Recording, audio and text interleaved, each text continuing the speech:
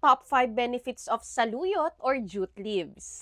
Ang saluyot ay isang klase ng madahong gulay at ginagamit as thickeners sa soup, stews, and sauces. So ano-ano po ang mga benefits nito? Number 1, ang saluyot ay mataas sa vitamins katulad ng vitamin A, C, E, K, and folate.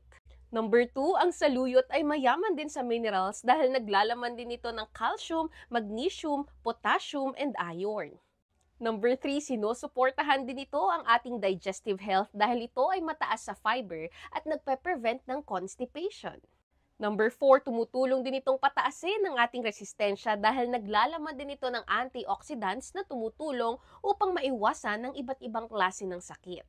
And number 5, nag-i-improve din ito ng ating eye health dahil ang jute leaves ay mayaman sa vitamin A and C na kailangan ng ating mata.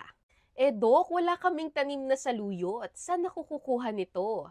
Well, pwede po kayong mag-take ng Premium Nutri Detox dahil naglalaman po ito ng jute leaves, wheatgrass, barley, spirulina, turmeric, ginger, moringa, and more.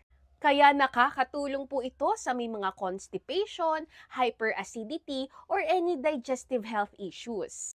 Pwede po kayong mag-take nito twice a day, 30 minutes before meals. This is FDA approved at kung sasamahan pa po natin ito ng tamang diet and lifestyle, mas mabilis po nating makukuha ang benefits nito.